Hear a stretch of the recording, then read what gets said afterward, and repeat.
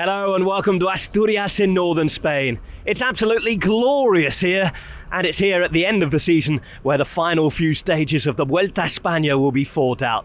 But let's not get ahead of ourselves. We've got the Giro D'Italia coming up first, and for that reason, I had Sean Kelly over to home in Mallorca last week for a pre-Giro commentary camp. You'll hear more from Sean later on in this episode. First though, let's get on with the results from last week. It was on the other side of Spain where the Vuelta A Espana Femenina got underway on Sunday. And Lidl Trek won the opening team time trial in Valencia. The day wasn't without some drama, however. The US squad were all set to set the fastest time, but an Ellen van Dijk crash on the final corner put that in danger. The rest of the riders rallied, however, and kept the clock green by just 0.2 of a second to win the opener ahead of Visma Lease bike and put Gaia Realini into red. Michael Sailard rode the fastest 2 minutes of his life to record his first pro win, taking the ultra-short prologue at the Tour de Romandie. Some handy Swiss timing for the home team, Tudor Pro Cycling. The highs would turn to lows though for Sailard. He would later crash out of the race with a broken elbow. Before that happened, the first day proper was won by Dorian Godon, his first ever World Tour success, and a 1-2 for his team Decathlon. 24 hours later, young Thibaut Nys went on to join the same club. And the race around the French-speaking corner of Switzerland always includes a couple of time trials. And in the second test versus the clock, Brandon McNulty's super season got even better. A fifth win of the year for the ace from Arizona. Day 5 was the decision day in the GC. Juan Ayuso had the jersey at the start of it, but another Spaniard was waiting to pounce. Carlos Rodriguez was only third best on the climb to Leza, with Richard Carapaz beating Florian Lipovic in a 2-up mountaintop finish. Rodriguez, though, moved into yellow. Godon repeated his early week success on the final day, and Rodriguez stood strong to take the GC. His first ever as pro, and the first Ineos Grenadiers World Tour General in 20 months. Things look like they might be starting to improve for the British team. In Turkey, Fabio Jakobsen took his maiden bit of success since moving to DSM. Max won at a canter in Kalkan. Van Poppel's unruly sprinting resulted in relegation and a Lonardi triumph. Then Bodrum and Kushadasa both belong to Lund. DSM's Super Week continued with a Van den Broek win on the mountain stage before Lund sent the team into dreamland in Izmir. 5 wins from 7 stages for them. The final stage saw extreme weather conditions with torrential rain, so the route around Istanbul was neutralised and Van den Broek took the overall. There was also a win right here in the Vuelta Asturias for 20-year-old Isaac del Toro. His UAE team dominated the 3-day stage race. He became its youngest ever winner. With the build-up to this Giro D'Italia all but done and dusted, teams being published as we publish this episode of the Gruppetto, I invited Sean Kelly to my home in Mallorca for a pre-Giro commentary training camp. Before we get to that though, I'm rolling out the pink carpet for King Kelly. Let's have a look at the route. The 107th Giro d'Italia begins with everybody enthusiastic and excited about what might happen over the course of a brilliant 3-week soap opera. It begins this year in the northwest of Italy, in Piemonte, concretely for just the 4th time ever. It's an opening weekend that is fast, it's espresso, but thankfully not so decaffeinato. Let's have a look, shall we? 2 shorter stages start the race, with the opening day taking place on the 75th anniversary of the tragic air crash that killed the best football team in the world, the Grande Torino. To mark that moment, the route from Venaria Reale to Turin takes in the Superga climb, the site of the crash. Colle Maddalena is a big obstacle for a Grand Tour opening day. But if that wasn't enough, the organisers added a lake climb topping out just 3 kilometres from the city centre finish. Expect fireworks, early time gaps, and if he's anything like on the form we've seen early this season, maybe even Pogačar. Only 2 riders have actually carried the Maglia Rosa, the famous pink jersey, from the start until the end. They were Eddy Merckx, of course, and Gianni Bugno. And talking of history, on day 2 the riders will already be pedalling in the footsteps of Pantani.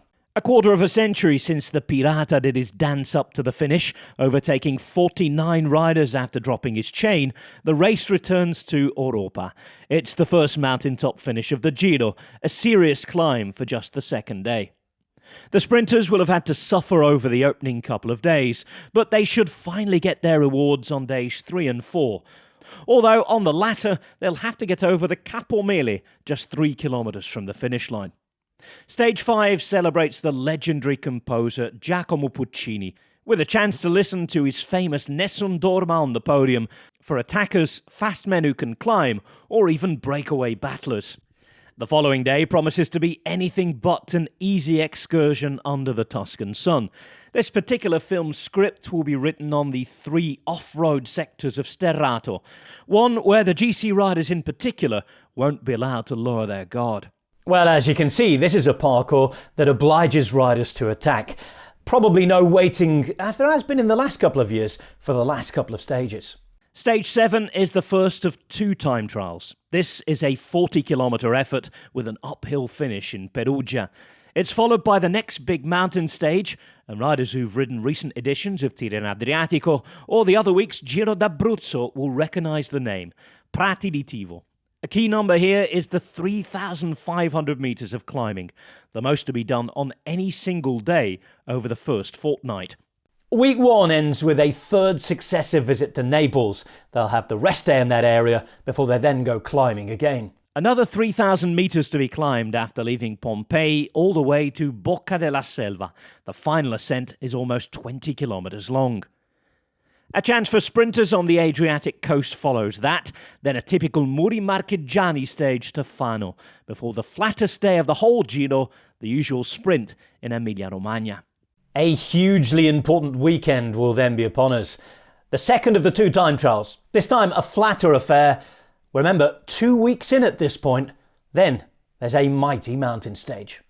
Then it's the longest stage of this Giro, said to be the most climbing in a Grand Tour on any day for quite a few years. Mortirolo's one of the headlines, albeit from the easier side. Then they head to a ski resort at a ski slope in Mottolino, close to Livigno. The final 18 kilometres or so take place above 2,000 metres, definitely one of the key days. With a proposed passage into Switzerland cancelled, this is an entirely Italian race, and the Giro d'Italia continues in familiar territory in circumstances. After the rest day, up into the mountains and a 200-kilometre long stage. The Passo dello Stelvio will be the Cima Coppi, the highest point of this Giro, and long climbs are a theme on stage 16, with a Passo Pinei, over 23 kilometres to take on, before a finish in Val Gardena. One of the themes of this year's route seems to be not leaving entirely everything right until the last week. There's still plenty to get the teeth into, however. Another mountaintop finish follows, the last one of the race, this time with a double ascent of Passo Brocon, but after a shorter 160-kilometre test. Now, stage 18 down to the Venetian plain is one of at least 6 stages that could end in a sprint, but there's chance for a few more. After the meaty plates of mountain fare on offer earlier in the week, the dessert menu at this Giro is made up of a 157-kilometre mountain stage to Sappada, albeit without an uphill finish. But that is washed down with a double shot of grappa, twice up the mountain of the same name, over 18 kilometres at 8%, with a downhill to Bassano del Grappa after that. There waits its famous bridge, and the moment where we'll know who will take the Maglia Rosa. This year there are generally shorter transfers for the whole caravan at the Giro d'Italia, barring the final trip to Rome, and with quite a few big cities close to where the final mountain stages are, it does seem like a strange choice.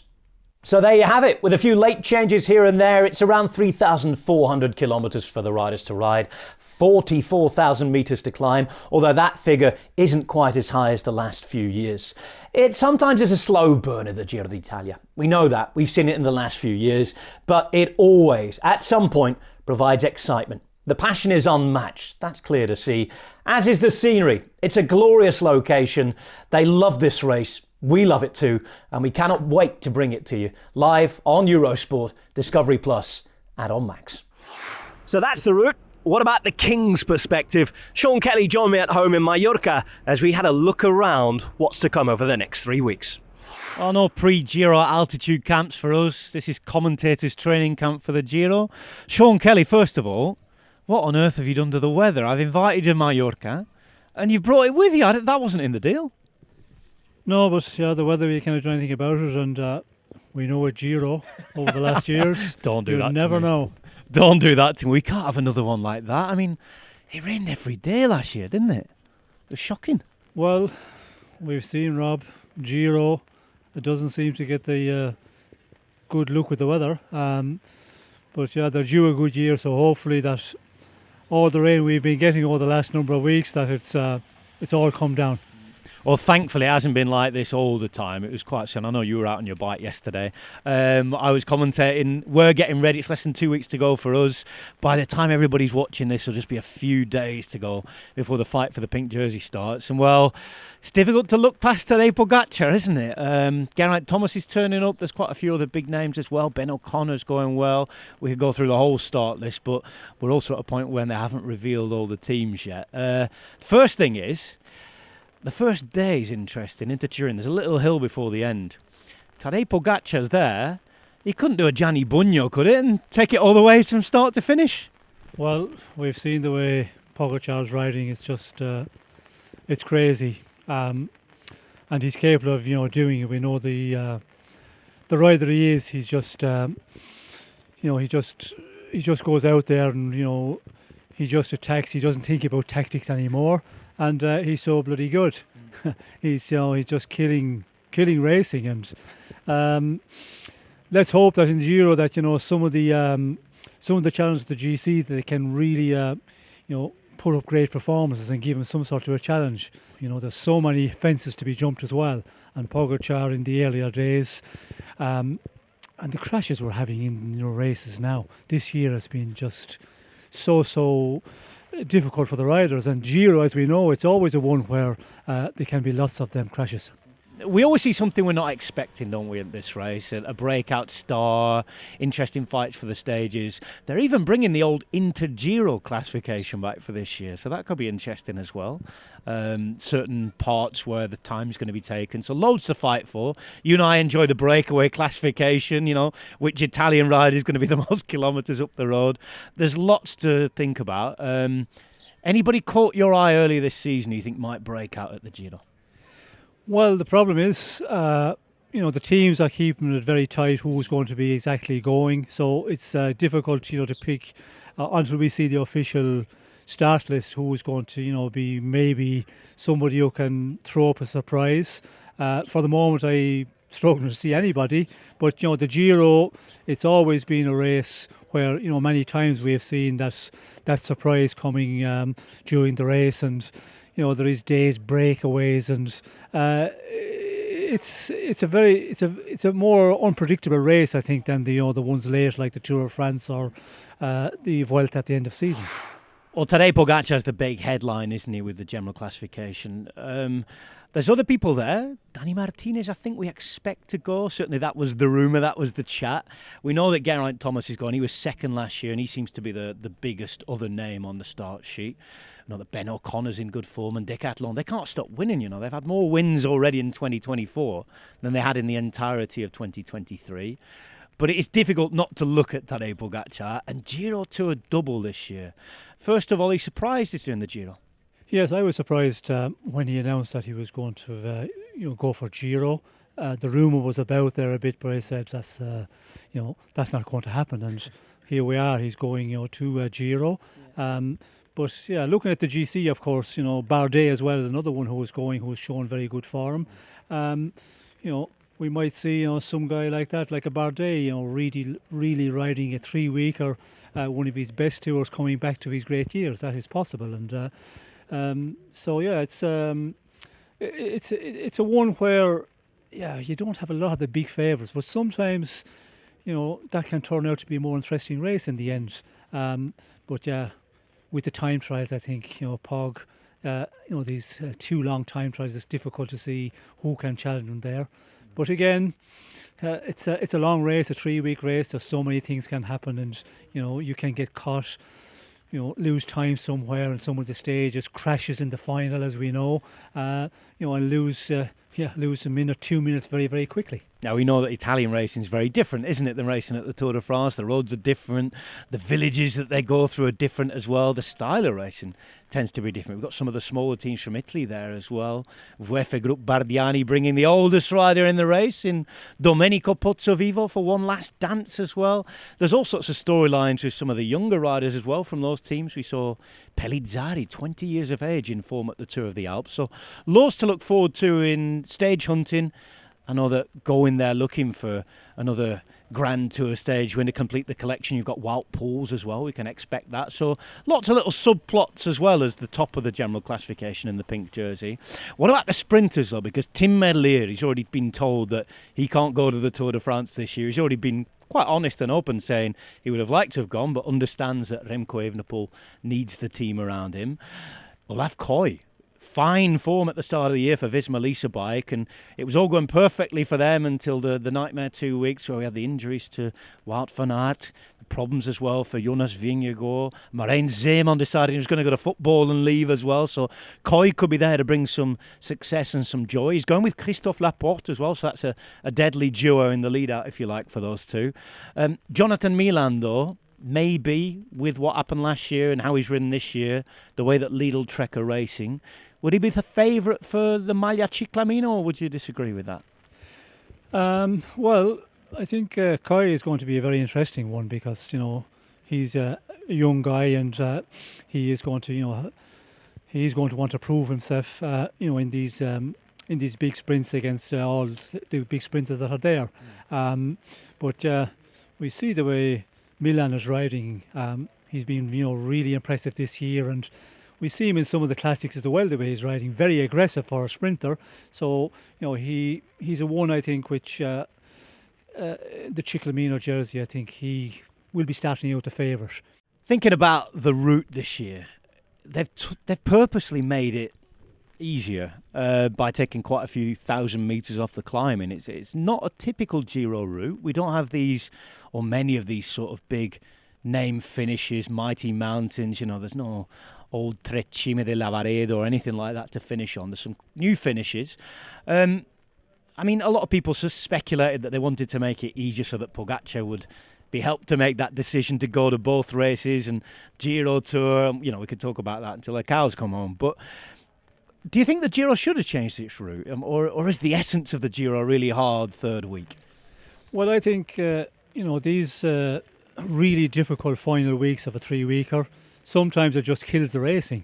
And a lot of the stages that were really expecting, big things to happen, it just, really disappoints in the end because it's so difficult. Everybody is waiting on the last mountain. And then on the last mountain, they're just, really looking at each other until the final kilometres. And, there's very little action. So, not having these big monument mountaintop finishes, sometimes it opens the race up a lot and guys are, not afraid to go in the attack and riders will go in the attack very early during the stage. So you can have better racing because of that. Well, we'll see how it goes. There's plenty of racing to come. 21 days, fight for the pink every day. You can see every single stage live and on demand. It is, of course, in Europe, available on Eurosport, on Discovery Plus, and you can watch us in America as well. We are live on Max each and every day. So check your time zones. We'll try and give you the GMT times across our social media channels so you can work out when you can watch us. One final question though, King Kelly. How's the preparation been? Are you ready? Have you had a good winter? Yes, well, it's been a pretty rough winter back in Ireland. I spent a lot of the time, as we've had, across Europe, very wet conditions, but still, it's possible to get out because, not that cold. So I put in a winter as normal, and if you don't go out in the wet weather when you're living in Ireland, well, then you don't get it at all. Right then, we're off to have our first of many cups of espresso coffee over the next 3 weeks, and we will see you when stage 1 starts. So with all that said, all the prep done, we've got one more thing to ask you, that you join us on our trip around Italy. It begins on Saturday. The breakaway team will be there. Eurosport, Discovery Plus in Europe, the places to watch. And we're streaming live in Max on the USA. Orla will be introducing, along with a normal gang of merry men and women. We've got Dan, Robbie, Adam, and some extra special guests as well. Before we get there, we've got Eschborn-Frankfurt, that's on May the 1st. And all week long, the Vuelta Femenina continues to its conclusion on Sunday. Sean will be joining me in the commentary box. We cannot wait to have your company. And remember, tell us in the comments below who you think might do what at this particular Giro d'Italia. Give us a like, share and subscribe, and we'll see you next week on the Gruppetto. For now though, it's ciao.